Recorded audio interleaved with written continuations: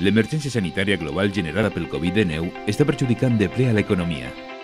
No podem deixar ningú arrere. Per això, davant la urgència de salut pública i empresarial que estem vivint, és moment de donar suport a la continuïtat en l'activitat productiva i el manteniment de l'ocupació amb mesures que disposin a les empreses a una recuperació el més ràpida possible. Si la teua empresa està afectada per la declaració de l'estat d'alarma, per decisions vinculades amb el Covid-19, adoptades per les autoritats competents de les administracions públiques, per situacions urgents i extraordinàries provocades pel contagi de la plantilla, o l'adopció de mesures d'aïllament preventiu que queden degudament acreditades, o cancel·lació d'activitats, tancament temporal de locals, restriccions en el transport públic i en general de la mobilitat de les persones o mercaderies, o la falta de subministraments que impedisquen greument continuar amb el desenvolupament de l'activitat, pots acollir-te al supòsit de força major.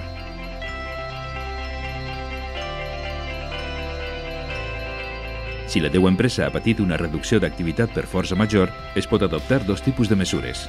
Expedient de regulació d'ocupació, que suposa la suspensió temporal dels contractes amb una part o la totalitat de la plantilla, o el de reducció temporal de la jornada, en la qual es podria disminuir entre un 10 i un 70% la jornada de treball. Al ser una mesura temporal, l'empresa no haurà d'abonar cap indemnització a les persones treballadores afectades, sense perjudici del dret d'aquestes a percebre les prestacions de desocupació corresponents.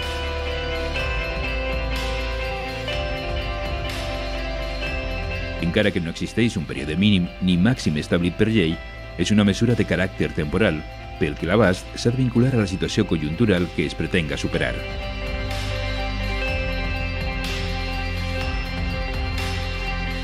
L'ERTO es pot aplicar sense tindre en compte el nombre de treballadors que tinga l'empresa, sempre que acredite la impossibilitat per força major de prestar de manera directa o indirecta l'activitat empresarial.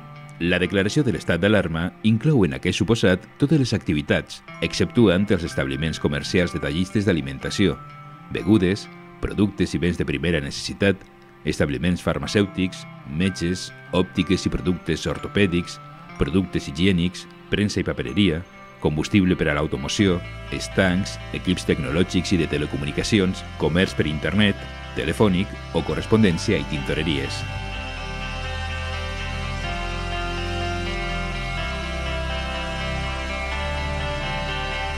El primer pas és realitzar de manera telemàtica una comunicació o sol·licitud de procediment de suspensió de contractes o reducció de jornada a l'autoritat laboral en la web tramita.gba.es, que s'acompanyarà d'un informe que justifique la pèrdua d'activitat a conseqüència del Covid-19 i relació nominal de totes les persones treballadores afectades telemàticament.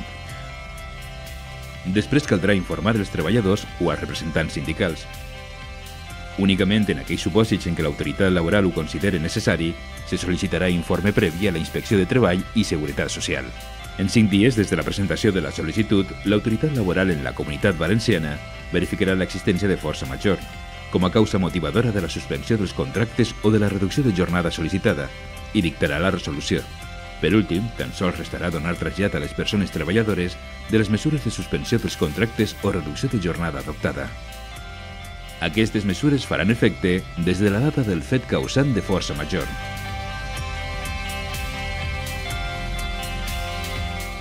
Sí, tota empresa que faci un ERTO estarà exempta de pagar les cotitzacions a la Seguretat Social durant el temps de suspensió dels contractes laborals, sempre que tinga menys de 50 treballadors.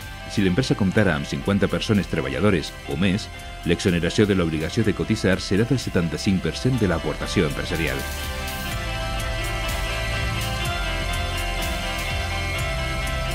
Després d'acollir-se a l'opció de regulació temporal d'ocupació, l'empresari està obligat, una vegada hagi recuperat l'activitat, a mantenir la plantilla prèvia durant un mínim de 6 mesos. Aquestes són unes mesures urgents per a una situació extraordinària.